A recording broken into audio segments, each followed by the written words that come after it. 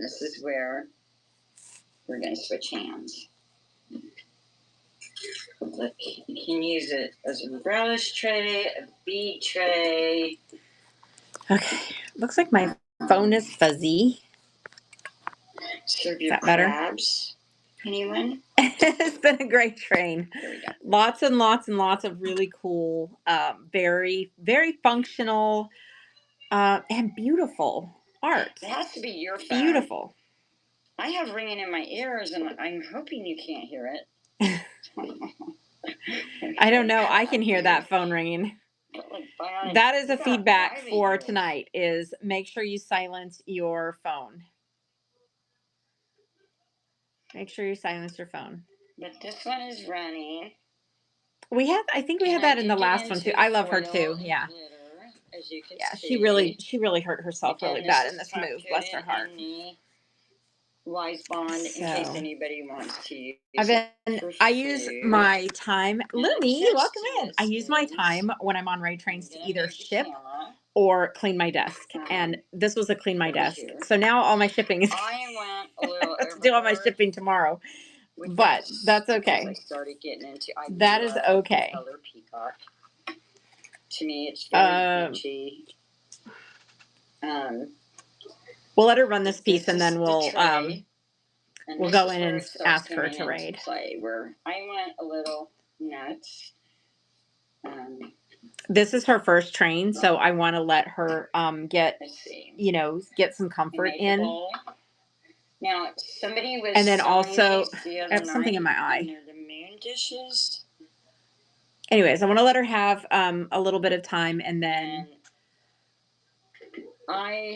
because I really wanted you guys to see this piece right here. As a set. Right there. Kiki BBA, welcome in, baby. Why are you not asleep? They also would come in handy for if you wanted to make like a Christmas time. Well, and it was so late getting into her, I didn't even really monitor like the time. So I'm not sure like what time and this I just started, babe. You haven't missed anything. So yeah, so this is I think they are durable. I call them boats. But one thing I thought about doing with these is I was actually going to also do go in and do the making them stackable events for the raid train, but I didn't get that done. Silver. That I did not get that done. As one whole set. Aw, you missed my public speaking. Is top coated.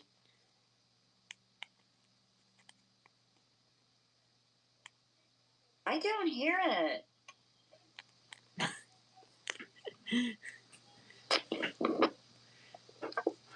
Okay. Is she running this one? And I don't have my. Has she run this one? I mean, do you know? And again, she's also showing with one hand, and I mean, one hand is like seriously, injured. Like she cannot use one hand, so it's got to be really hard to do. I have to change what she's doing, and I appreciate her getting out of her comfort zone and doing it. Yeah. Okay. And like you said, it's just me. I'm okay. And I will run it. I inked a piece tonight, and I made a mess of it. It's all them pieces. I'm trying to figure out. Oh, you missed it. You missed the. Okay, so the conductor is Chad from Simplify 1972. And the theme is sip. Where is she? Sip and resin drip. So it's going to be all like drink related, like teas, sodas, and you do have to come on and say, hi, My name is Kaden, and I'm drinking a Mountain And Dew, here we or go. I'm drinking a boba tree. There you go. Summer sips and resin drips. Oh, there's our raid. Let me close this one off because that will go ringy ringy.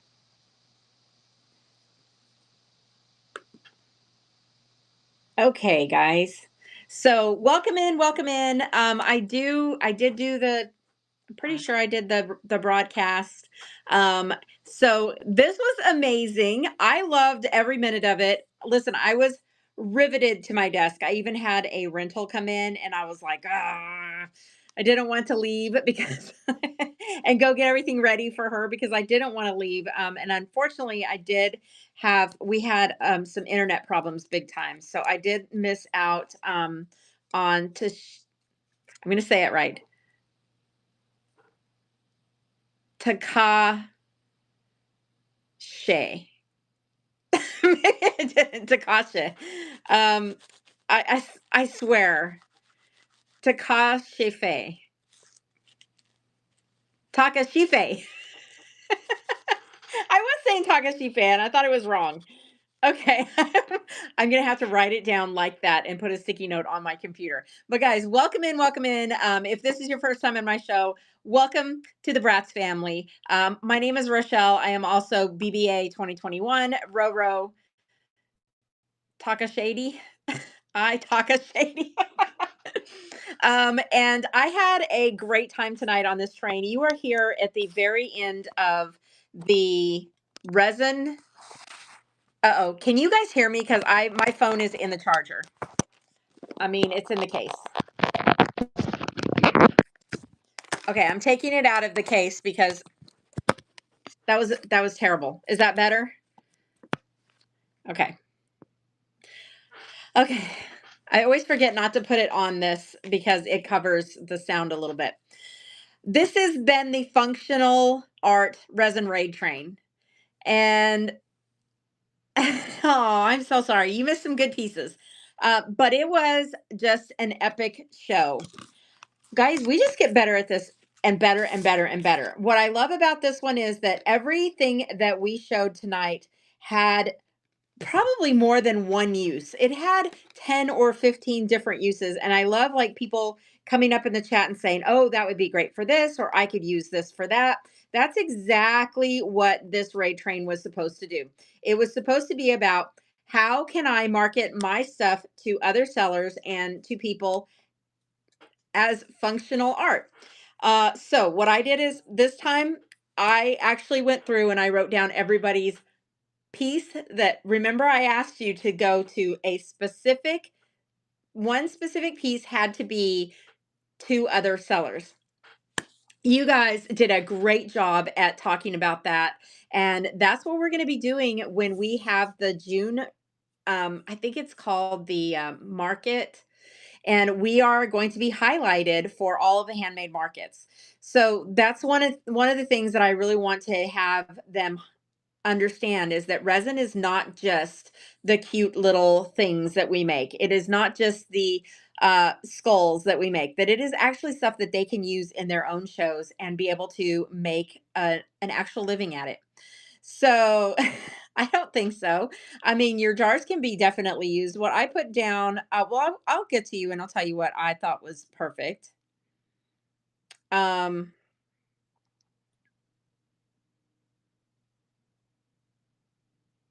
I cannot read my own writing tonight. It is more than art. It is definitely more than art. So let's go through the list. We kicked it off with Riri's Retail. Riri always has the most amazing planters. What I loved was her bowl planter this time. I loved that. I have, I was this is why you don't use wipies on your stuff. It was the most beautiful piece that, and then she had it hanging and showing that you can actually use it as a planter. Like, we don't necessarily think of those bowls as anything other than like a bowl to put stuff in. Nope. She took it a step further and she said, I'm going to market to the plant people.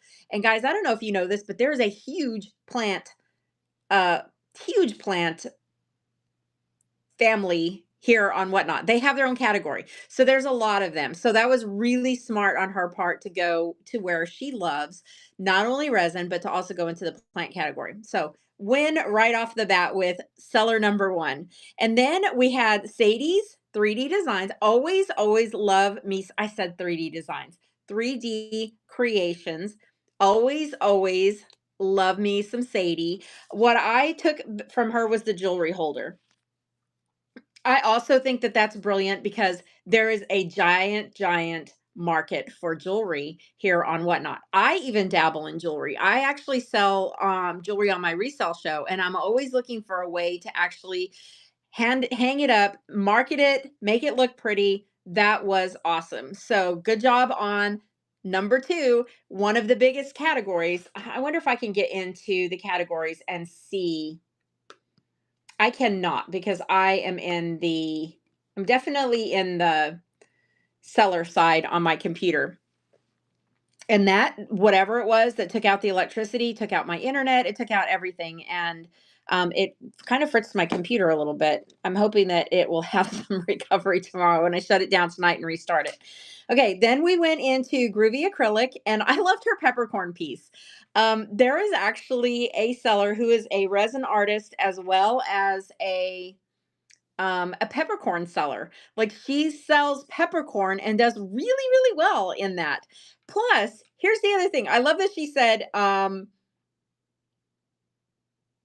wanted to look to see how many people are in the jewelry category right now. Like how many people are shopping jewelry at 12 o'clock in the morning. If you could go in there and look at that for me. There's usually a number of how many people are in there. So there is she said brilliantly, this is for the snack people. Like, I don't think she was thinking about specifically the snack category, but they're huge. There's a lot. Yes. There's a huge category for snacks on the site. And what a great thing to sell something that you can use in the snack world as well as something that you can use at home.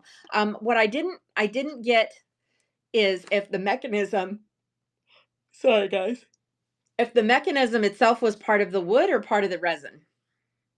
Yeah, 5.2K is just in a general category. So a lot of people are in the jewelry category. So I was really happy to see a lot of people who are geared towards that.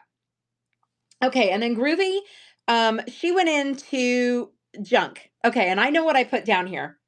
I'm having an allergy attack again, guys.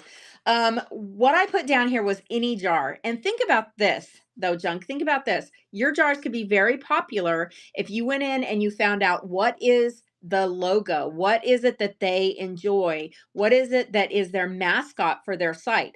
Like for me, it would be the wolf. Okay, there's Height Normal Design. She just popped in. She loves the squirrels. She loves the banana. She loves the beaver. If you put that on top of a jar, she's likely to come in and buy that. Like she could use that as part of her, storage stuff on the desk. 148 in handmade jewelry. Yep. So I would think yes, very targeted. You can go in there and you can find out what are people what is it that they like, and invite them into a show and say, I have this beautiful piece I think that you would like, and invite them in. Okay, so don't discount yourself.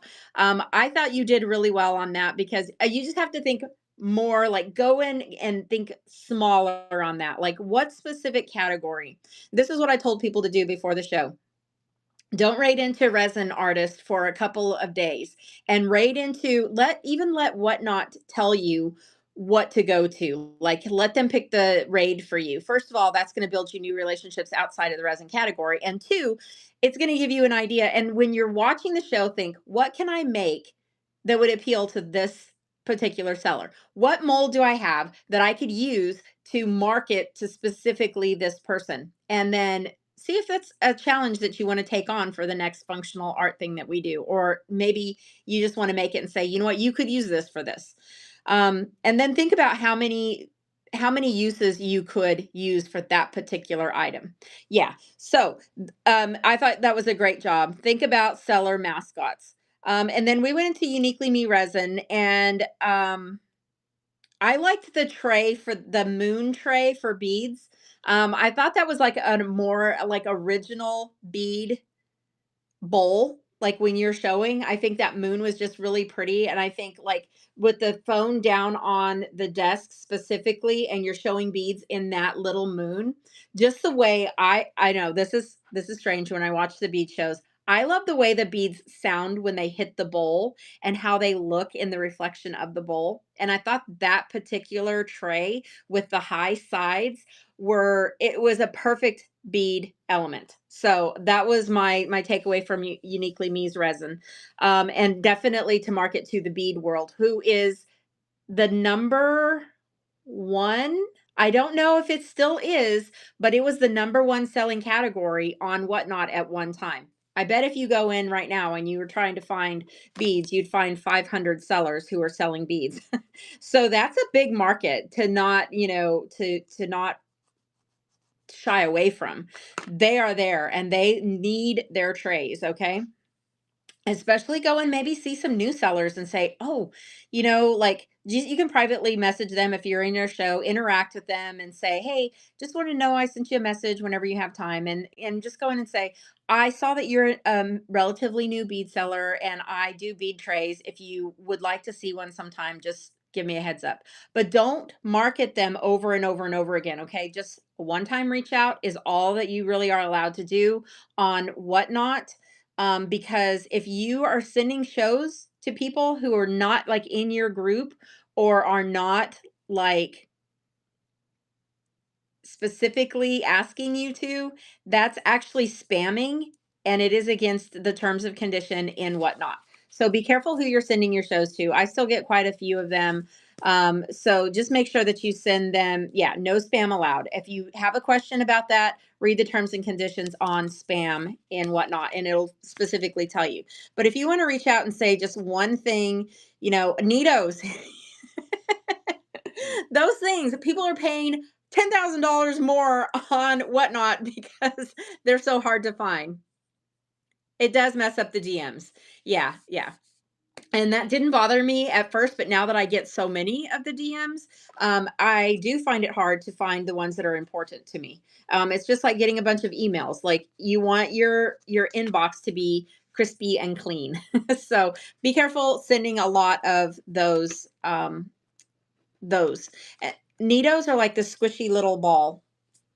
Basically, it's like Play-Doh, but it doesn't fall apart. So maybe like moon sand used to be, but in like a plastic container sort of thing. I don't know. They're very, very popular if you have kids. It is just a stress ball. But they have perfect marketing right now. They have done their marketing really well because they are super sellers. Okay, next up we had the announcement. If anybody missed it, the next train is the 20, let me look it up.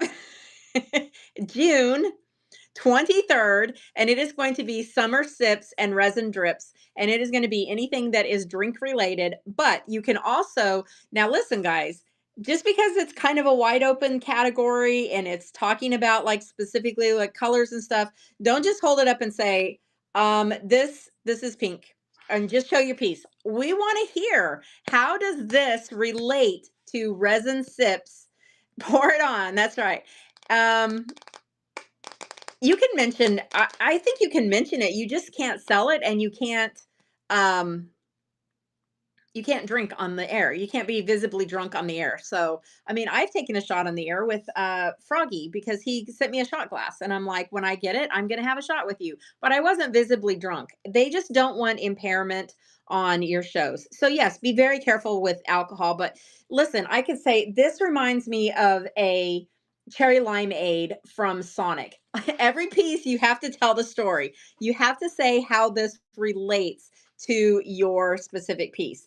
You know, think about that whenever you go. Story time is important. It is important. Okay. Um, it does promote the wrong thing, but we're also a whole lot of adults on the site, and it's not a completely taboo subject. It's just you can't be drunk on the site, and you can't sell it, and you can't ship any um any items in an alcohol box. Okay. Be very careful about that. Since we're on the subject of alcohol. Yeah. I mean, listen, I love a hot toddy when I'm sick. It's the only thing that fixes me. And taking a NyQuil, same as a hot toddy. Okay. Probably more alcohol in NyQuil than there is in a hot toddy. All right.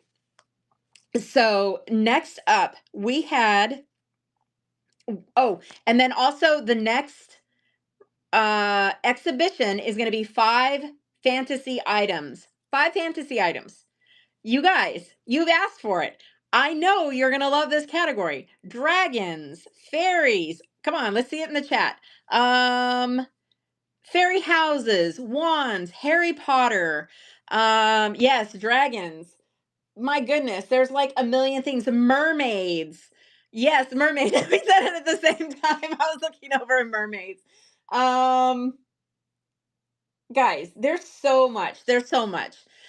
The fantasy world, okay? Swords, yeah, unicorns, great stuff, guys. So anything that's not technically real. Bigfoot could be fantasy. I mean, yeah, there you go. You can open it up to like I mean, the fantasy world can also include cartoons. Okay? Cuz it's not real, right? Tom and Jerry are not real, but they will always be real to me. Cryptids. Okay, awesome. Listen, do it. Do it. Do it big. Have fun. 5 pieces. I want you to tell me stories. Guys, we flew through our stuff tonight because we were not storytelling on our pieces. So make sure that you're actually saying what it is. Now, I'm thinking 15 minutes and 5 is it's too much time for 5. It's too much time for 5. He's your boyfriend. Okay. So I'm thinking 6. Do we want to do 6? Do we want to do 7? 10 is too much. 10, you're not going to tell a story. I don't want to change it up so that you're not talking about your pieces. I want you to get in the habit of telling your story about that specific piece, because that's what bonds your piece. Like if you just show your piece and you go, and people don't connect with you. Like I want you to spend the time to tell the people what your piece is, why it was important, what about it you liked or didn't like. um Resin Mascara, Mary, she does that really, really well. She tells a good story. Calico Cat Resin Art, like you knew that Dutch piece tonight. She told a story about it. And like when you see that piece again, you're going to think about it. You're like, oh, that's the little Dutch piece. Like those stories resonate with people and allow up to 8 or 10, depending on time left. I think 8 to time left, but I really, really do want you to tell those stories. I don't want you to get in that habit of saying we're going to do 10 and I have to have 10 pieces. The other thing with the exhibitions versus array train is I don't necessarily want you to have to create a whole bunch of pieces and have them left over if they don't sell and it's not your particular aesthetic. Does that make sense? If it's not a train that you want to compete, that you want to participate in, you can step out. You can say, I don't really want to do that one. If fantasy is not your thing, just step back and watch and have fun. Don't create a whole bunch of stuff that you don't feel. I thought I saw a putty tat. I did. Don't have a whole bunch of stuff left over that you're not going to feel comfortable with actually creating. So 5 was a thing that I was like, 5 pieces is better than creating 10 or 15 pieces. I said peaches. Kaylin. And right as I say the wrong word, right? So you can pull those fantasy things out of the things that you've already created, right? You can pull those off of the shelves and tell those stories. So if you want to do a showstopper piece, make it one piece that you create and then pull the others off your shelves. So I have actually been doing that, except this time I decided, oh, let's pour 5 full pieces. And now I have 4 pieces that I have to sell, right? So you just need to be able to, I want you to tell those stories. I did have shoes on. I had flip-flops on tonight. Usually I don't, though. Usually I don't. Okay, so let's go into the next person. That was Crafty Bliss. Crafty, you did one of the showstoppers of the night. I absolutely love the tiered shelf. That's perfect for card people. That is perfect for earrings. It's perfect for small pieces. It's perfect for the little durables that everybody loves. This is a huge category. Huge category is those little durables. I mean, there's so many things that can work for, that it was category blowing. Okay. Like it can be used in almost every single seller's show. It was brilliant. Yes. Yes. I love it. And the fact that you have that little edge on it that um, makes it customizable. Yeah, it's amazing. So that was definitely one of the takeaways of the night. That was one of those pieces that, like I said, it was very multi-category, efficient. So that is a great, great piece. And I can see people coming to get that. I really can. So talk about a marketable and a sellable piece. That's it. Okay, then she went into me. um, I mean, I'm me. I don't need to talk about me. I think the thing that I marketed specifically for any show is just the nameplate, because I actually have my nameplate is on this wall, because I used to have my room the other way. um, yeah, the nightlight is great too, for sure. But yeah, so I like this one because it's also multi-category. And I have like 10 different styles of these that can be done. So that's a good way to think about, like, having that marketable thing in the background that shows your name. Like, oh, I lied. Mine, I moved it over. So here's Basement Brats right here. Granted, it's hard to see, but maybe I need to do bigger letters on that. But I like having that in the background when a seller is on. So that was why I chose that particular piece. Okay, and then I rated into WS Creatrix. Creatrix. Um, okay, the quill pen holder. I can see if that is, I don't know for sure if it will hold any pin. It is, I said it right. WS Creatrix. Okay. Can that be modified to hold any pin, or does it just hold the quills? Because that is a perfect showpiece for all the pin makers. Yeah, I love that. Is it the quill? I'm talking about the pin. Oh, okay. Any orb. I was like, don't know how it's going to hold any orb, but I can see it holding any pin. That is a perfect, like, I could see, um, who is our lovely friend? Bent.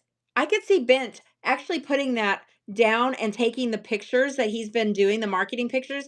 It's a perfect display for a pin. I really, really like that. So to me, that was also marketable across a lot of different categories.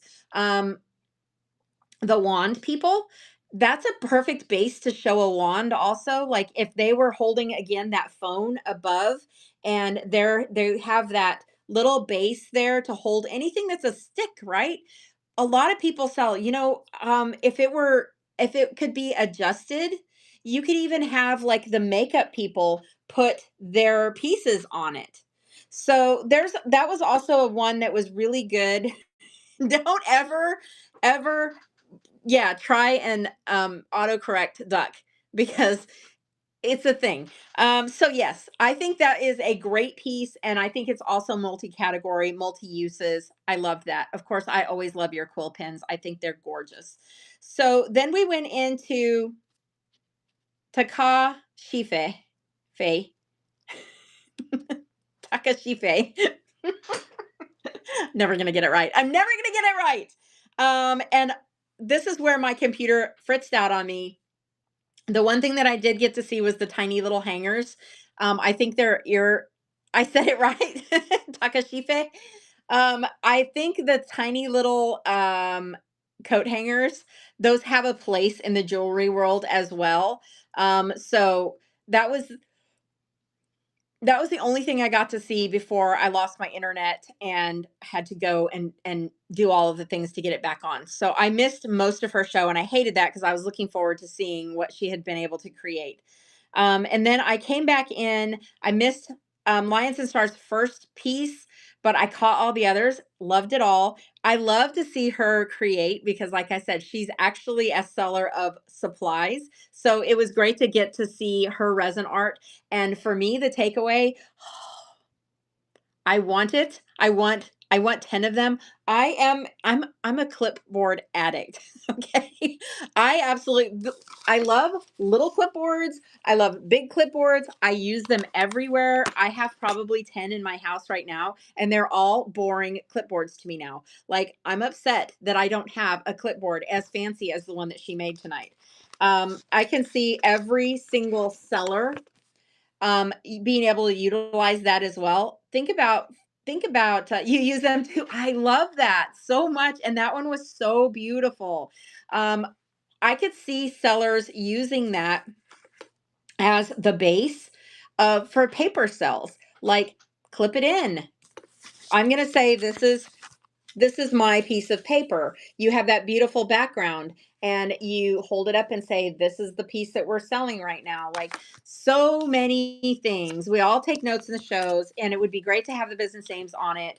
Um, every show could use a clipboard. Absolutely love that. There you go. Well, no, it doesn't matter. I mean, Lions and Stars and I, Resin Mascara Mary and I, we all three made the soap or lotion dispensers. They were all three extremely different. They were all three very different pieces, right? So it doesn't matter. You are never going to create what Lions and Stars creates, and Lions and Stars is never going to create what Custom Resin Creator is going to create, because you guys have two totally different minds, right? Two totally different minds. So do it. Do it and make it a thing for you. I look forward to seeing what you create, my friend. Okay, then she rated into Midave. Did I miss Groovy? Oh no, I went up to Groovy. Okay. Then she went into Midave Designs. Midave does, like I said, 90% of the things that she makes are functional art, functional pieces. So for me, I really liked the trays and the fact that she up there were several pieces that weren't finished tonight. Like you said, the gremlins were out. I love that. That's our new saying here. Rosie nailed that one to say that there were gremlins in the studio, because they are little nasty boogers who can make some things not happen the way we want them to, right? So that's our saying. We can just say this piece is not finished because the gremlins interfered, and then show your piece. Because even if it's not finished, we got to show it. We got to show it because you put the effort in. It was made for this show. And if it doesn't come out the way you want it to, or it's not finished, people will be back. If it resonates with them, you tell the story, you tell them why you love it, they fall in love with it, they're going to come back and they're going to look at it, or they're going to buy it. Okay? Put it in your bin as soon as it's finished, and then let the piece speak for itself. But go ahead and show it, as what I say. I do that all the time, actually. I unmold stuff live constantly. And I say, this piece, I want to do this with it. I want to do that with it. But then I come back on and I say, right? Or the dishes gremlin. Have them come in and do my dishes, for the love of God. I say this all the time. I say, this piece isn't finished yet. This is what I'd like to do with it. But if you want it today like it is, and I come back, it's going to be more expensive because I've put the time and energy and effort and work into it. So I have never had a problem with that at all. I've never had a problem with it. I just don't run it unless I know that I can finish it by the next day. I just tell them, come back for it, guys. Do you miss the sale on that? Maybe. But your stuff, yeah. So I say show it. And I do all the time. All right. Then we had Midave went into Handcrafted by Susan. Okay, Handcrafted, are you here?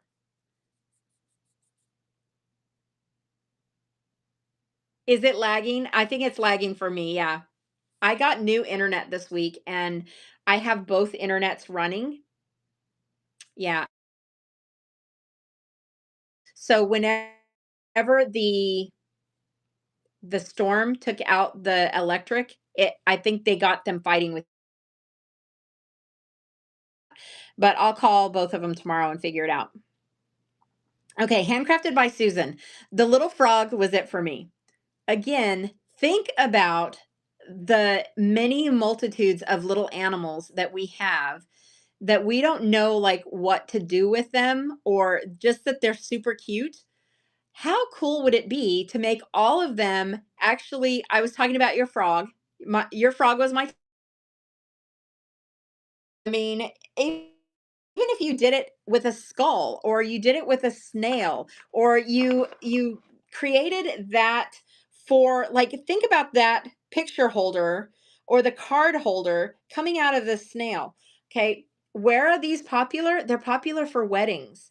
So they are perfect for place card table holders, but also sellers can use them for the number that they're currently selling, or for the type of show that they have, or their QR code to pop up. There's so many little things that you can do. Oh no.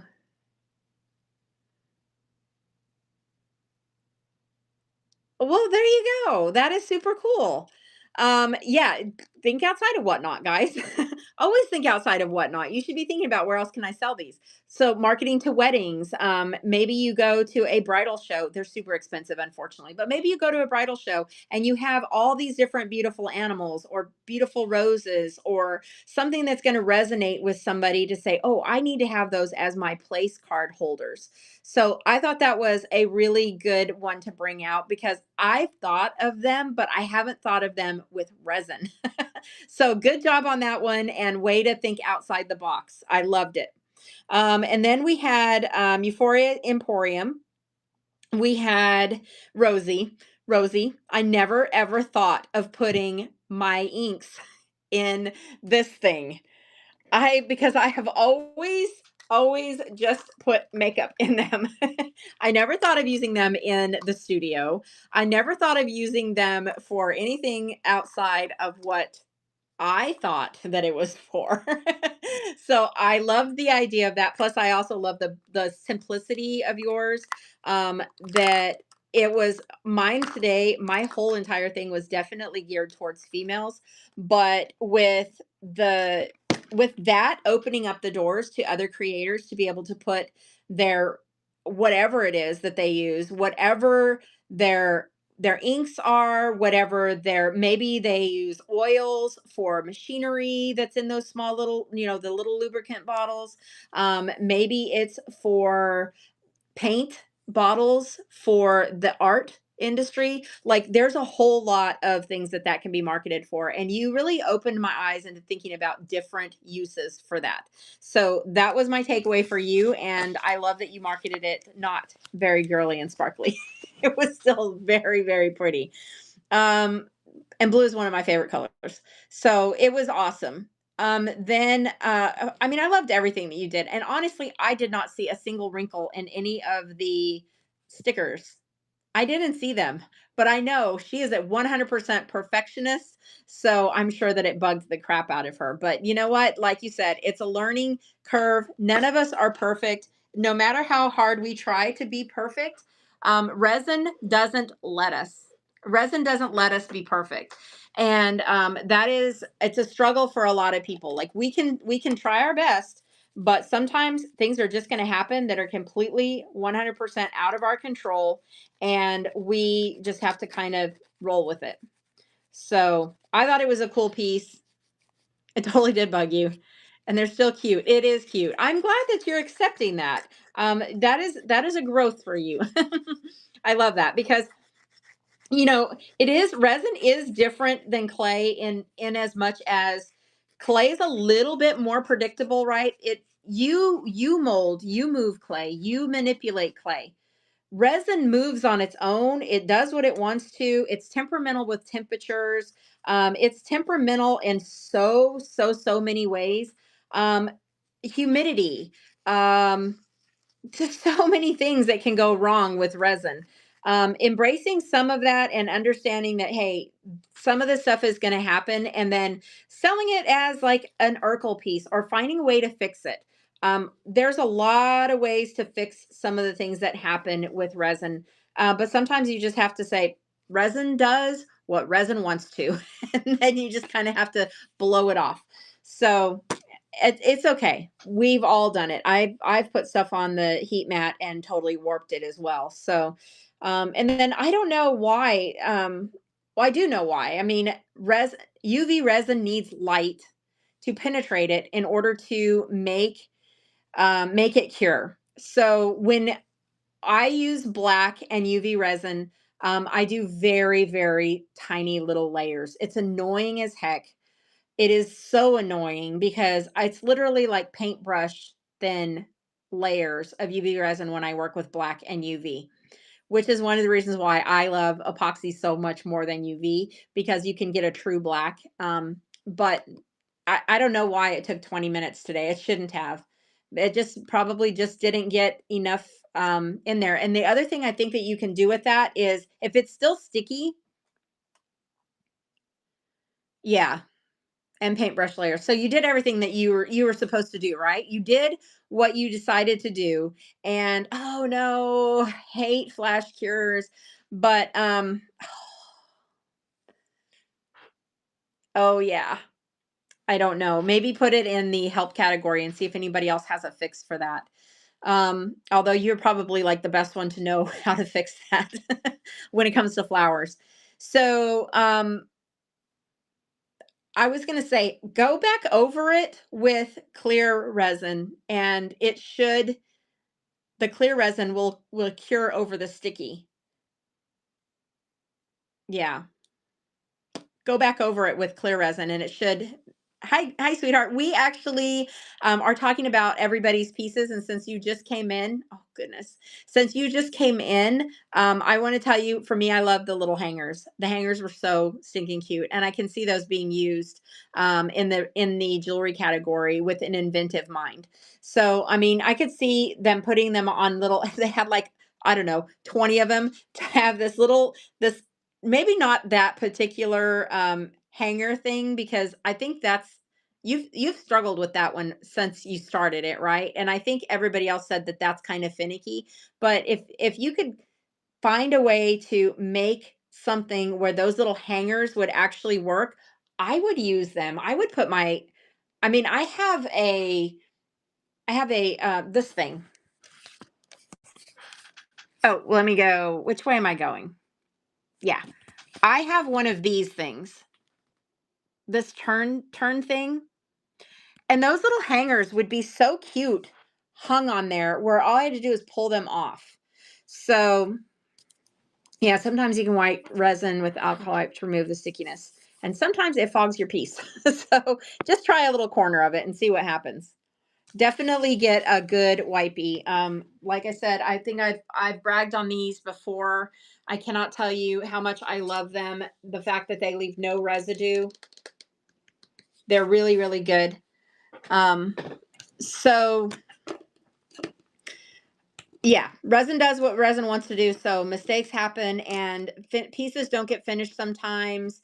And there you go. Boho Art Designs uses black oxide to color your resin. I've never heard of that. And if you would like to be part of the resin community, we would love to have you for suggestions just like that. If you say yes in the chat, somebody will reach out to you and send you the link to our Discord. Or you may already be a member. I don't know all 120 people. So actually, I think we're at 122.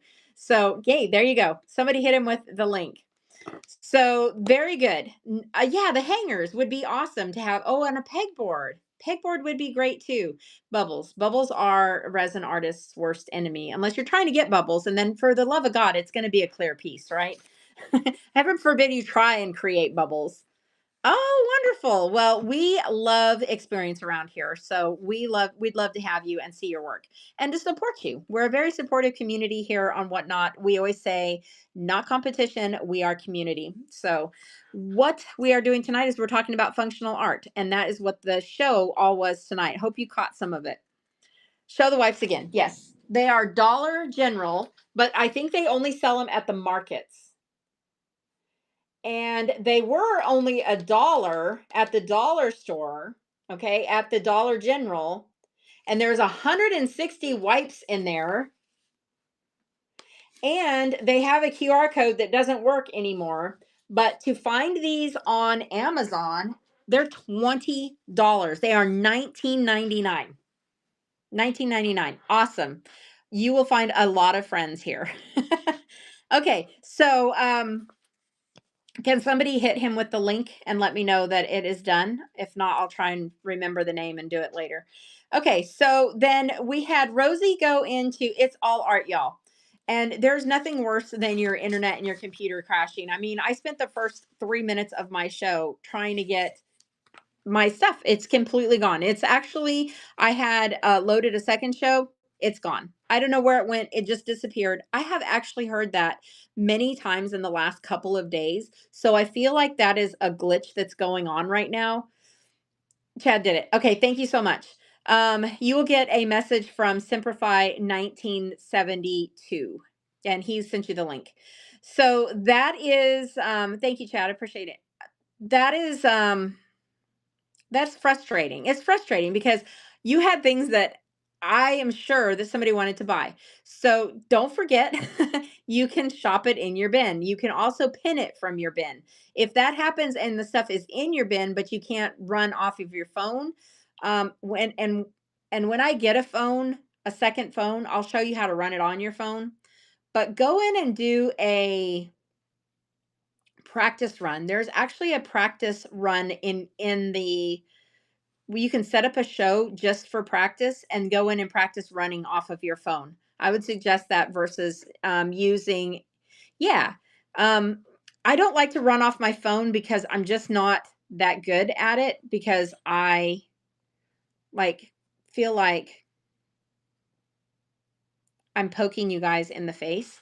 So I do like to have a second device, but I'm super excited to I'm gonna have a second phone, and I'm very excited to be able to show things on my actual phone. I love it when people pop open, like if you get a raid and you pop open the phone and say, "Here's their channel. Look how many people they have." I was painting, by the way, so I have paint on my hands. I think that is. I don't think anybody's using a video camera anymore. We all are using a laptop, an iPad, or a phone. So, yeah, I think it's going to be great. So definitely do that. And I didn't want to wing it during the train. Yeah, definitely go in and practice that because if my computer has been, like I said, it'll be in my phone, but it will not be on the computer. So I lose the laptop version of my inventory at least once a week. So I make sure that I have it in the phone, and like Brian can see it. Brian will have his computer up and it shows on his phone and not on the computer, but he can run it off his phone. So just practice running them on both so that you know how to do it in a pinch. But your stuff was amazing. What did I take away? What was my takeaway? First of all, I'm going to take away that water fountain. It shall be mine. I'm just kidding. I'd have to go to Texas to get it. But what a wonderful way to utilize resin and to show everybody tonight what happens when you think about resin in a whole new light. Like you just really blew everybody's mind. Like the chat was actually flowing super fast, like a big seller. Like swipe, swipe, swipe. Like, it was rolling. I don't know if you saw it because you have a tendency not to watch your screen, but I think you watched it better tonight. The thing is, it was rolling. It was a very interactive chat when you brought that thing out. So that shows everybody in our community that resin is limitless. It really has so many different applications and so many. Oh, you've got to go in to It's All Art Y'all's next show and see the piece. Okay. It's a teaching moment. Like it is a teaching moment right there to say that resin can be manipulated and used in that way. It was gorgeous. And thank you for sharing that. That wasn't my takeaway piece from you. It was the bead trays. The bead trays was I love that different shape. I love that you can that it can take the heat. I think about that with glue guns. Like I don't have anything on my desk that I never thought of using Resincrete for my glue gun protector. I have it sitting on the floor right now. So that's a great use of Resincrete that I had never thought of. But the bead pieces, I think that wave in it makes them look very different and very marketable to those bead people again. But anybody who sells anything little, Yeah, but oh my gosh. You know what? I just got a new I got a new styrofoam cutter, and it has this stupid little uh thing that you set it on, which spins, and then I've dropped it already, and it is blazing hot, blazing hot. Luckily, I have not burned my feet or anything yet, but that would be a perfect piece for that. So, thank you for opening my mind to using resinecrete in a whole new way. But I also really like that particular mold that you had. I think that there's a lot of other uses for that that we haven't really even started to explore. What the little things that people sell, what else do people sell that's little? Yeah, I think it's super cool. In the forest of a bedroom. So that was definitely a takeaway for me, and one that can be used across many, many categories. So think about that. And whenever you're in your shows, bring that out and say, look, this is great for beading. This is great for, I don't know. I mean, there's just so many things. Beading is the big one, I think. But again, there's a million people in the bead category, 5.2 thousand people in the jewelry category. Some of those are beaders. A lot of them are beaders. Okay, we had 152 people at midnight in the handmade jewelry category. They have little pieces of stuff that are always rolling away. I was working with these last week and they ran away from me. And if I'd have had a tray, they would have been there. Rhinestones, people who are, yeah.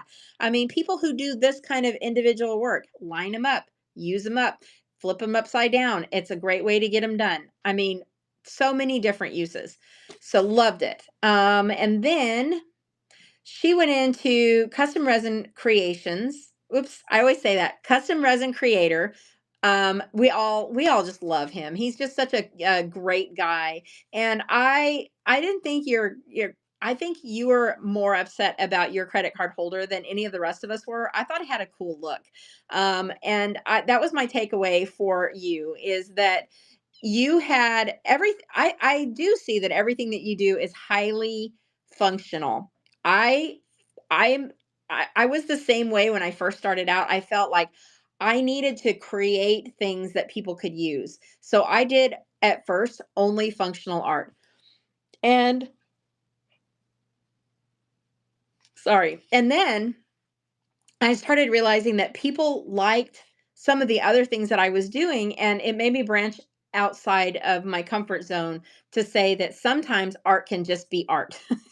So I think having a healthy mixture of that, being able to say, I create things that are beautiful and I create things that are functional, to say that I create things that are beautiful and functional, it's a winner winner chicken dinner. And I think that just comes with the experience of, like, your dragons, for instance. They're beautiful. They're pieces of art to be pieces of art, right? So we create them because we love them, and other people will love them too. So good job on that. I think the credit card holders were great. Yes, we did see them in another show, but look how long it took before we saw that repeat mold, right? We saw three repeat molds, three repeats on the, we're going to call them alcohol ink holders now. But I didn't see a whole lot of other repeated molds, which again, think about how many of us there are, that each of us showed 5 pieces. I mean, there was not a ton of repeated molds. I think that says a lot about all of us creating in our own lanes and creating in our own styles, and choosing the molds that we thought that would definitely be different than anybody else's. And I thought that that was great. Yes, I knew that we were going to have repeats tonight, but we had great diversity as well. Yes, that's the word that I was looking for, which is what the exhibitions are all about. We want to show people that you can go into different resin people's resonators shows, and you're going to see totally different stuff, because it's based off of really what, yeah, and nobody else had that. It's really based off of who you are as a creator, and people will shop for you. They don't necessarily come in because, especially for resin, they don't necessarily come into a resin show and say, I need this. They come in because they're like, I really think resin is cool. I've seen it unmolded on YouTube, and now I want to come in and see people actually showing their art and selling their art, and it's accessible to me, and I can talk to the artist itself. So again, one of the reasons why we want to do these exhibitions is not because we're going to make a lot of sales, but because we're going to make a lot of connections with each other and connections with new people who would never have thought to use resin in their life. All right, so that was amazing. I like the credit card holders, and I like that you had several different thoughts and ideas on it. And I want to tell you that you touched like 15 pieces you didn't run tonight. So I'm just saying, and you didn't run anything for $1 and say, oops, that was $1. So if you touch it, run it. I also do want to say, thank you for shouting out a fellow resin artist. I do absolutely love my little, I do love my little piece. Mine does glow in the dark as well. This was a gift to me. It was made, Brian had this made for me behind my back, and then I had her make me another one for the downstairs when I'm filming. I use this all the time for my photographs. For my photographs, guys. Like, yes, I want them in my shows. I know, I know. I was just kidding you. You did what you were supposed to do. But when I take my pictures and I put them on several different um, social medias, this is always going to link it back to me. And so I really, really like this in my photos, just hanging out on the side. You know, sometimes it's covered, but they get the idea because my some of my social media sites actually do say Basement Brats art. But how cool is it that if you put your picture and you put your name in it, people are not going to steal your picture and say that that's their art. So I mean, you know, AI now, they can take anything out of the picture, but I put mine in there as often as I can when it's not fallen behind my desk, which happens a lot. Okay, so thanks for bringing that out. And I like the credit card holder, and I like that you talked about making it personalized for the shows. Again, something that can be an endless and a cross category sale to any seller. Um, I can see them being used for more than cards too. And you said credit card, and I actually wrote down credit card. I'm like, I'm not going to keep my credit cards in that because people will swipe them off the table. Your business card. Okay, and then custom resin creator, he transferred into resin mascara Mary. Um, Mary is always top notch. Always brings something new and inventive and amazing. I'm just teasing you though. You did say it, but I did write it, and I'm like, wait, that's not a credit card. um, Resin mascara Mary is always going to have something that is mind boggling. And for me, it was the little chapel piece.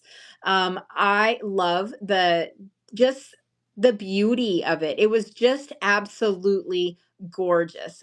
She had like a ton of pieces that also could go cross category. And again, I like that in the diversity of like, hey, Rochelle showed a lotion or soap dispenser, but I have one and it's totally different.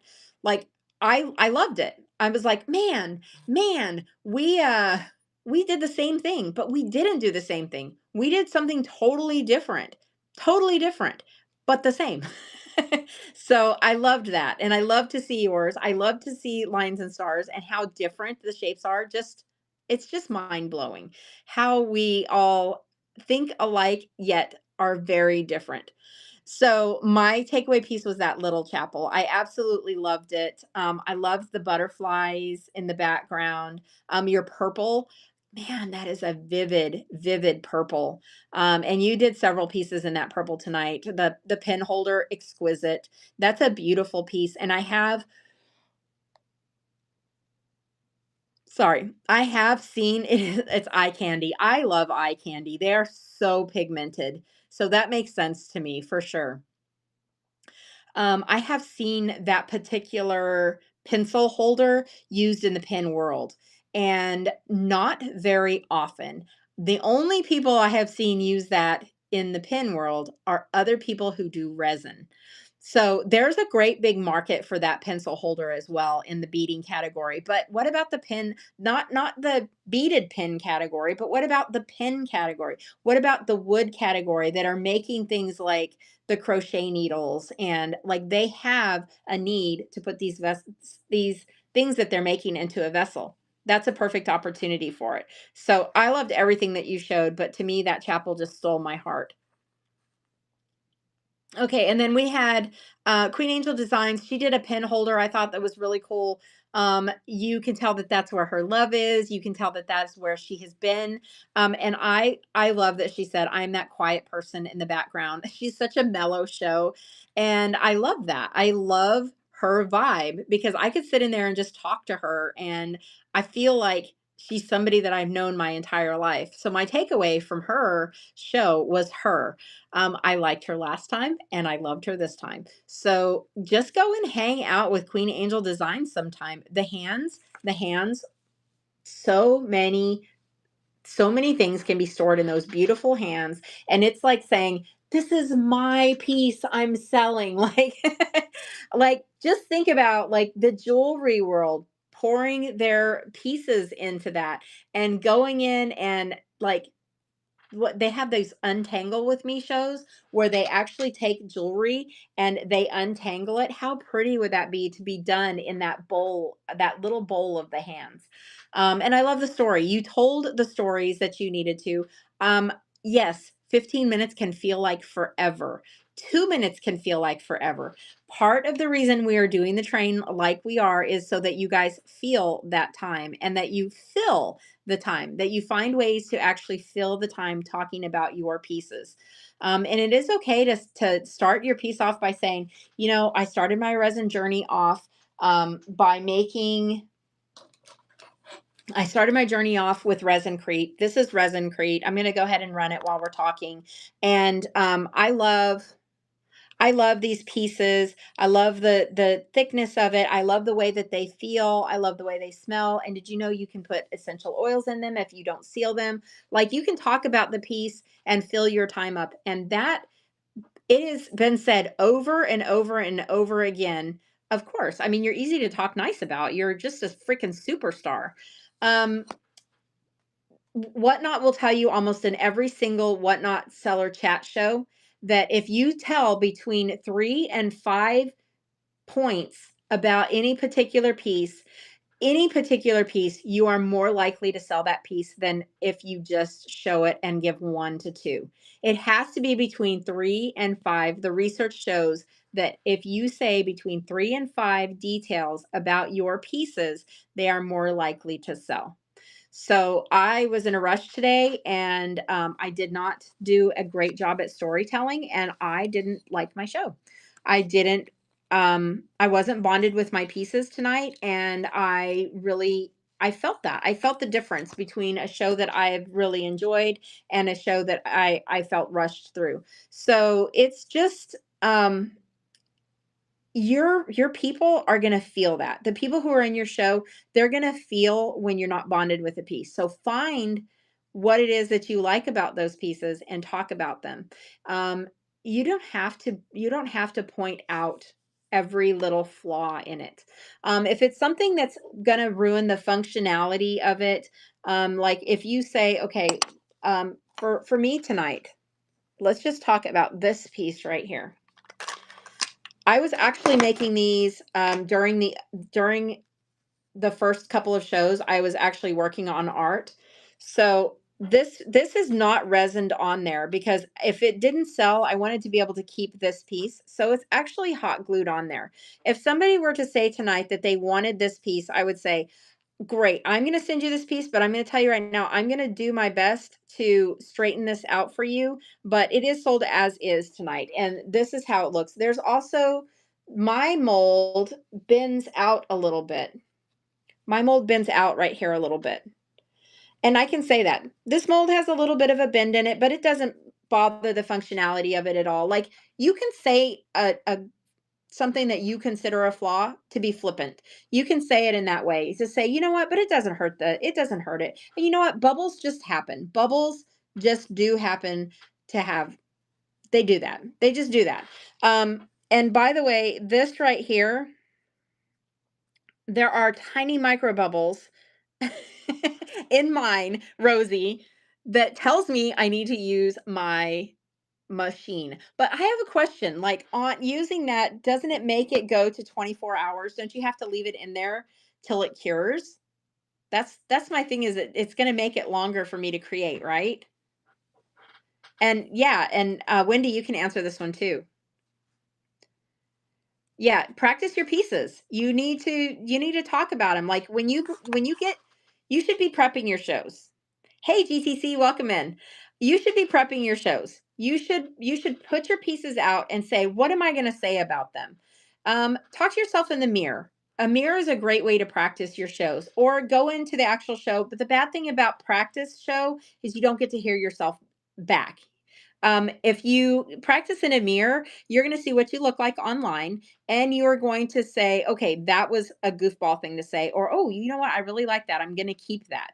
The more you do it, the better you get. Absolutely. I have spoken in front of thousands of people. Okay. I used to speak in front of like 8 or 900 people, and then those 8 or 900 people would change over, and then the next 8 or 900 people would turn over. Like, I would consistently speak for an entire day with 8 or 900 people switching over every hour. I got really, really good at telling those stories by the end of that day, right? It all just comes with practice. And yeah, that's what I was thinking. So practice does make perfect. Practice doesn't make perfect. We are all human. We all say things that we don't want to say necessarily sometimes. But if I were to talk about this today, and I'm going to start selling this Cody hand sanitizer, I'm going to say, I love the sleek design of this bottle. Look how crystal clear that is, guys. This is not one of those gloopy jelly kind of hand sanitizers that you're going to feel on your hand for an hour later. It has this great pump action.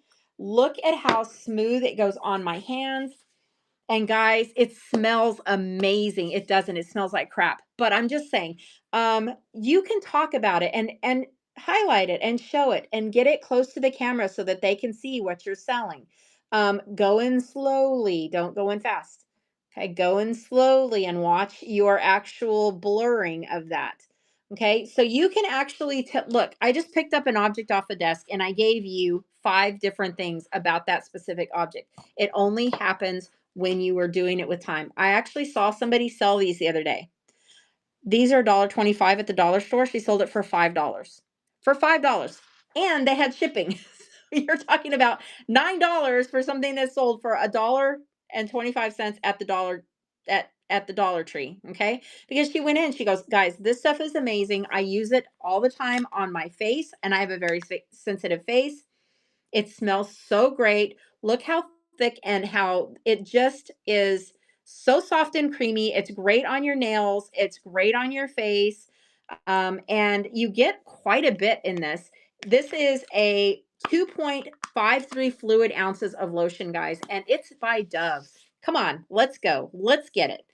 She sold it, literally sold $1.25 piece for $10, and more power to her. Okay. The Sassy Goat, welcome in. It's so good to see you. So get into the habit of telling those 5 things and just pick up your pieces and start talking in the room alone. Nobody's going to hear you. I mean, if your husband hears you, have him join in the conversation. Hey, what did you think about this presentation? I'm going to be selling this in the next show. I want to know, tell me how this presentation is. But get used to putting them, and if you're selling behind the screen, obviously it's not going to be by your face. If you're selling behind the screen, get used to bringing it up to the camera, doing your rotations, and making sure that you have enough light on it, because resin needs a lot of light. Resin needs a lot of light. Okay, so after Resin Mascara Mary, after Queen Angel Designs, one of the queens of storytelling is Calico Cat Resin Art. Obviously, for me, it's the bead tray. Absolutely love. I do actually really love the compartmentalized piece, and I know that Beach and Shack also had that. Both very, very different pieces, by the way. They were very diverse. So yeah, mine's 24 hours. I have a 24 to 48 hour cure time on the one that I use. So I love that she showed the vessels, that she talked about how she used it. She brought out 2 different versions of it that were vastly different from the other one. That is brilliant marketing. Absolutely brilliant marketing to bring two things out that are the same but very diversely different. It makes people think, "Ooh, I like that. Ooh, I like that one too. I wonder how I can use that in my show, and I wonder if she can make one in my colors. My colors are teal and purple." You know what? I'm going to ask her. Like that's how you and she's showing it in use. She showed it full. She says, "Hey, I use this every day in the bead world." And she also said she sells them a lot to bead people because they love them. I can see that. It makes sense. You know what? I've only put my vegetables in those bad boys, but mine is sitting. I have a wood and a glass one in my cabinet, and they're just sitting in there collecting dust because I don't host people anymore. Like after COVID, like we stopped hosting parties and doing all of those things. I'm going to go get mine and put this crap that's on my desk in it. It's a brilliant idea and it's perfect marketing. Calico always tells a great story about her pieces. Um, like you bonded with the Dutch piece. When she brings that out again, like I said, you're going to know what it is. And talking about you know, like the flowers, she immediately sent your mind to a place that was very floral. Somebody tell me the very floral piece, not Calico Cat resin art, but somebody tell me what did she say she called it? What did she compare it to or bring it into? What was it?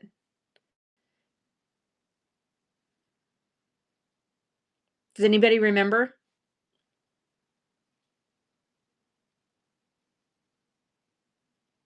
It's modern culture, highly sought after and watched on TV. There's a series of books for it, and they're very, very, very floral in all of the scenes that they have. 9 times out of 10, there's flowers in it, and it's very popular right now. Nobody can remember it. It was Bridgerton. She calls it her Bridgerton piece. The people who know Bridgerton are going to talk about that piece and instantly in their mind they're going to go to the wisteria. They're going to go to like the beauty of that. And if they love Bridgerton, they're going to be like, "Oh my gosh, I have to have a Bridgerton piece." So again, yes, I love the show and it is a very very Bridgerton piece. So it's a B word. You were right. So she does a good job at telling a story, guys. For me, it was that bead tray for sure. For Beach and Shack, for me, it's the circular wine holder. There's a lot of uses for that outside of just the glasses. I think it's a beautiful piece and it's perfectly her. We all like to think that we create beach scene stuff. Um, Beach and Shack literally brings the beach to every single one of her items. And that's her aesthetic. She does it well. She obviously I my mind instantly went to my favorite beach in Oregon. Like I was transported during her talk about the beaches and how she feels about it and being on the wave runner with Jesus. Like I was sitting there thinking, I could sure use a dip of my toe into the Cannon Beach ocean. That is the perfect way to bond with people who love the beach. Like that's her people, right? Her people are beach people. Yes. Yes, and I did like hearing that and getting that information. That was also something very good to talk about during the shows. Again, 5 to 10 things or 3 to 5 pieces talking about stuff. Everybody else is going to pick up something when you're talking. So, love, love, love learning about stuff. Okay, so that was the takeaways. I think everybody did a fantastic job on it. I think that this was a perfect representation of what functional art can do in the resin world and can be used for other sellers and other and our buyers, right? So good job to everybody tonight. Now, what I'm going to do is I am tasked with pulling in 10 sellers to show in that marketplace. Um, I'm trying to think of what it's called. It's not an exhibition.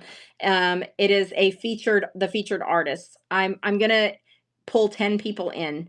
And if you are interested in being one of those 10 people, I will put out a survey or a little poll that says what day it is, what times it is, so that I can find out your availability and then to know if you would be able to or want to participate in that. That being said, practice, practice, practice, because we don't know how many people there are going to be watching that.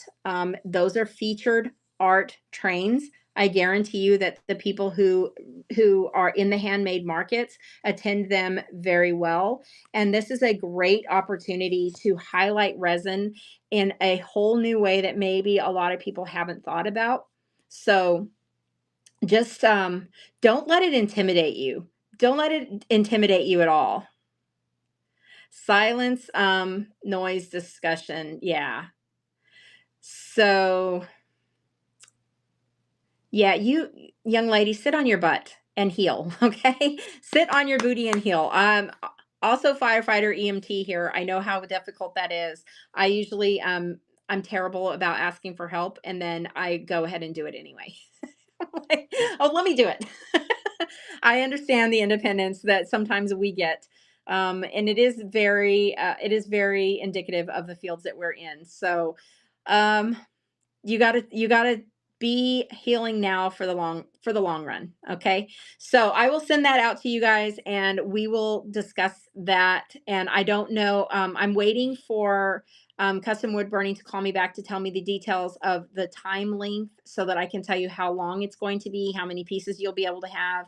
And then I want to have some discussions about pieces that would really, really reflect on selling to other sellers and other crafters. So we're gonna be very logistical about this train. So just be thinking about that. Think about that's what we're doing. We're showing what resin can do to help other sellers and other crafters with the use of resin. So it's going to be a very, very functional art train, but also, I would like for your stuff to be beautiful and be resin and be something that you love. Be something that you love to show. Okay, I am excited as well. I'm super thankful for the opportunity to be showcased. That's what it's called. It's a showcase. It just came to me to be showcased and to have the resin community. We've only been in the category like 2 months, guys. It took us so long to get there. And the clay category is next. This coming Wednesday, I think, is the seller chat show. I would like us to go in and ask for that. We need to help our sister and Mr. Clay categories, get them their own category. Okay. So when we go in, say, can we get a clay category? Can we get a clay? If all 120 of us go in and ask for the clay category, they will get theirs as well. So, no, your prices should be what you know they should be.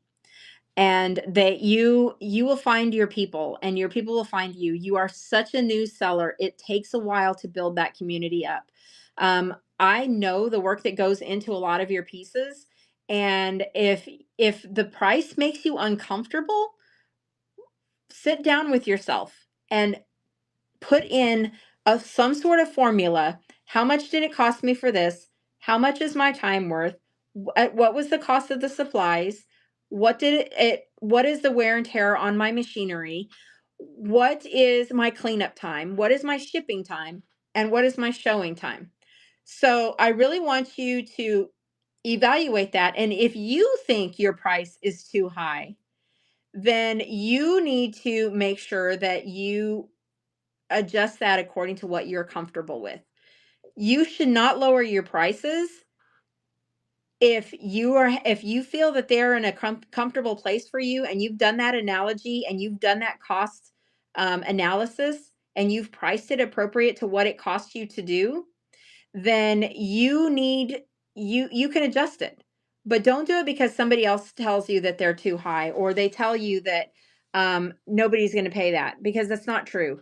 When I first started out, I was doing, $1 and $2 sales, and then I was literally losing so much money. I would be in the negative. And resin is super expensive. Woodworking is an expensive hobby as well. It's not a hobby, it's a job for you, right? But you need to decide that. You can't ask other people if it's too high, okay? Because you and you alone know what your time is worth, and you alone know what you've put into that piece. So yes, money, the pricing side of things is very, very difficult. Do your research on it. Look at other people's work on other platforms outside of Whatnot. Whatnot tends to be a little bit of a lower price margin because so many of the big sellers are running it for a buck and go, right? A buck and go, a buck and go. But here's the thing, the handmade community as a whole has really started to put their prices back up to a reasonable and a lot higher pricing in a lot of the categories. If you go in now and you look across the categories, you're going to see people who've been selling for a little while, their prices are appropriately put in now because the handmade community has said, I'm not doing dollar starts. My stuff is worth more than $1. I am not content with taking away. Okay, let's just say for instance this little piece right here. Okay? This little piece right here is probably, let's say, $2.50 worth of resin. Okay. Plus, I have an expensive glitter in there, right? I have holographic glitter. I have two types of holographic glitter. And then on the back, I have a UVDTF. Okay. I've had to clean the edges. I've had to sand and I will have to put another UV resin on the top of this one. If I sell this even for $5, I'm at a loss for what I have put into this piece, right? Now, if I sell this for $1, I'm going to be bringing home 42 cents of what I have gotten, okay? It's on average between 48 and 42 cents is what you will get when you run things for $1. I'm not okay with only getting 40 cents for something that I've put that much time into. So yes, the entire app is really starting to put in those higher prices. And also like it's disheartening when I go in and I see people running resin pieces for $2 and $3 that I know there's like $5 and $6 worth of resin in alone, not to mention that they're not valuing their own time and their own art and their creativity. So personally, you have to come up with what your pricing is and what you're comfortable with. And if you want to run stuff at a discount sometimes, that's fine. I don't do it very often. My prices are my prices. Sometimes I'll say, I'm doing this for this show only. And, usually they don't sell when I do that. They usually don't sell when I run them for a lower price. I'm just telling you that's my experience. I'll run it, I'll put the price on there, and I usually don't say anything about the price. My price is my price now. I've gotten comfortable enough to know that, look, I've put time, energy, effort, and money into these things. I'm going to get what I need for it, or I'm going to hold on to it. I've started putting my Christmas stuff away. I started putting my Valentine's stuff away. I put those in boxes. I'll bring them back out when the season is done, but I'm not going to sell them after the season to say, I'm going to run this for $1 when that piece still cost me $7 to make. So I don't care if stuff sits on the shelf. If it's a piece that is worth my time and the things that I put into it and I like it, I'm going to let it sit back there. That being said, you can only store as much as you have storage for. That's why I don't make a whole bunch of pieces. I try and keep 1 to 2 pieces of things that I have, and then I try and turn that over. I don't make a new one until I have the other one sold or the other 2 sold. So I always tell people that too, guys, I've got to sell this one because I want to make another one. So help me out and buy this piece so I can make another one of these. Don't you guys want to see another one of these? Okay. And it's okay to share that with your chat. Say, hey, look, resin's expensive. I've got a lot of time in this one. And you don't apologize for it. Don't say, I'm sorry, this piece is expensive. Don't say that because you need to say, this piece is appropriately priced for the amount of time that I put into it. There's a lot of additives and resin is extremely expensive. This guy.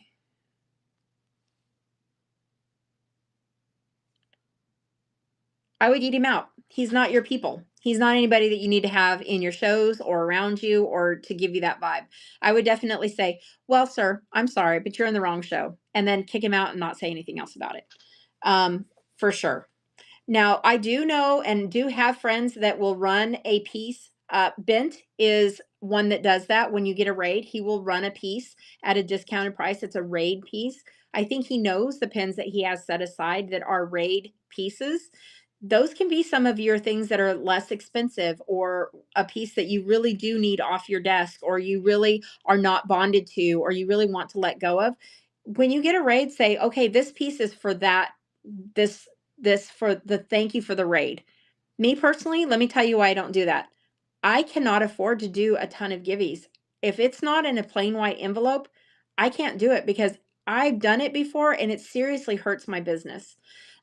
Mistakes can be made with those if you don't judge the piece correctly for the weight, and then you have to wind up paying more for that. I've done a givey where I've had to pay, like just tonight, Queen was saying, I had to pay $13 for a givey. So you'll see I don't do anything that's not PWE. That's okay, custom. We'll see you later. So I just can't afford to do them very much. So that's my take on giveies. This is a business I am running. I love to have people will be in your show because they want to be in your show. If they're in there just for the givey, they're probably not going to buy from you anyway. Is it a way to keep people in your place? Yes. Is it a way to thank your customers? Yes. But giveies are each individual person's perfect example of running your show the way you want to run it. You notice I do not require giveies in any of our trains. They're not required. A certain amount of resin in some of my jewelry. They're very tiny and take lots of time. Is it okay to still?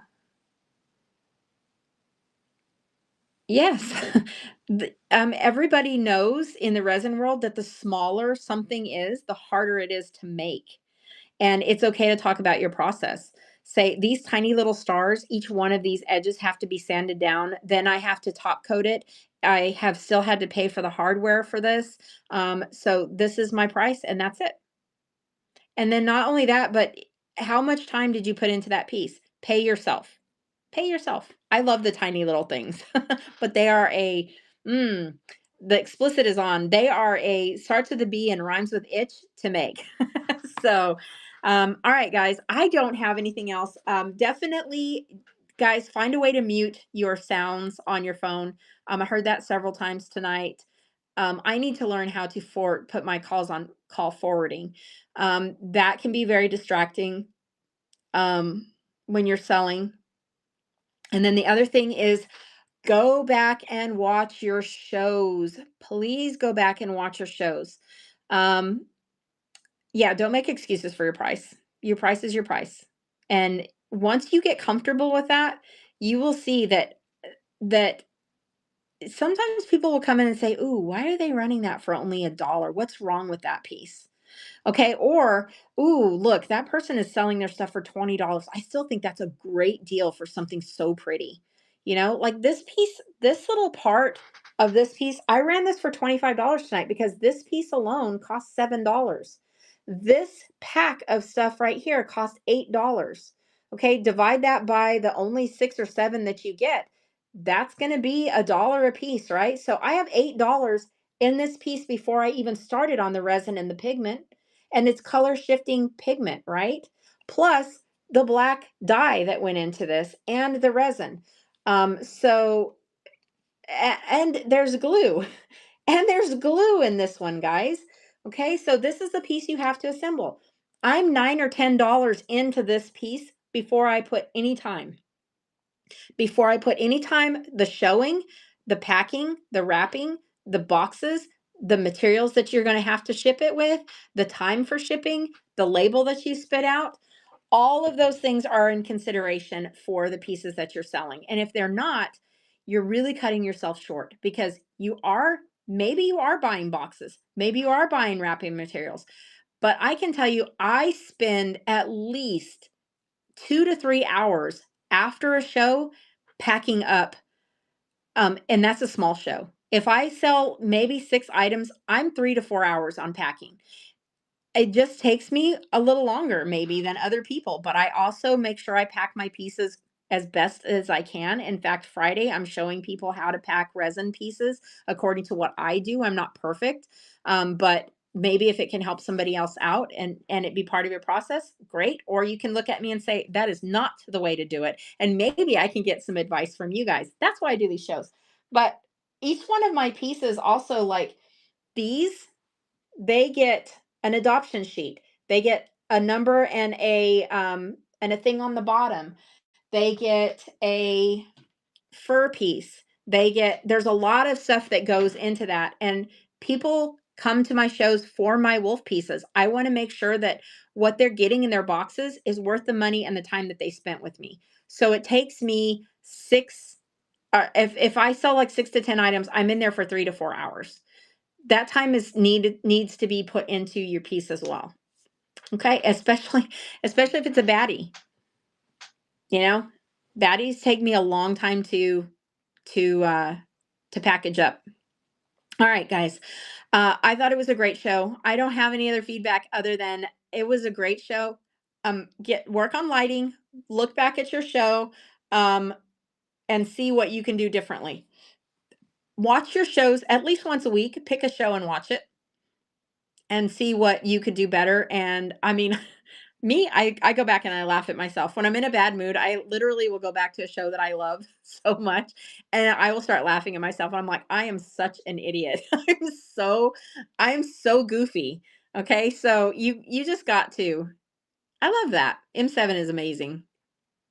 I crack myself up too. So like go back in and see, okay, I need to not do that. I need to not yawn at the end of my show.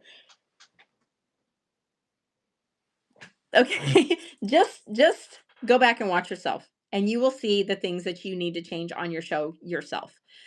Lighting. You definitely need to work on lighting because that resin needs that light. And I'm not saying everybody, but there's a lot of people that have darker shows that I think your pieces will sell better if you have good lighting. Okay. All right, guys. I'm out of here. Who do we have that we can raid into? Is Ray of Sunshine still on? I know. I'm sorry. I'm sorry. I can't stop. It's my ears. I mean, I am tired, but I also have a really bad ear stuff that makes me yawn. Who do we have that is on right now? Worse than COVID. I'm exhausted too. We've been on this train for 455,000 years, but it was worth it.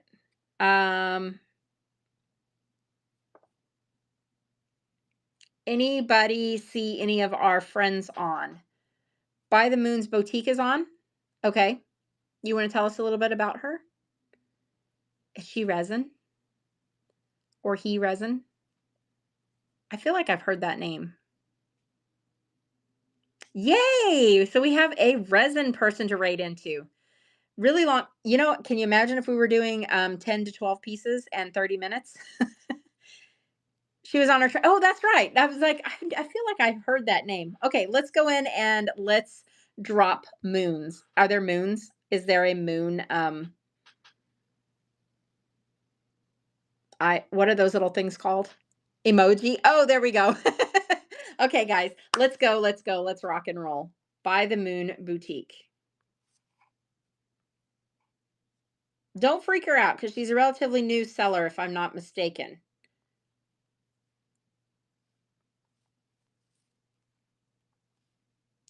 Okay. She's got 8 people in there. So let's drop in with 16. That's awesome. And you know what? Say Resonators Unite. Drop the moons and say Resonators Unite. Bye.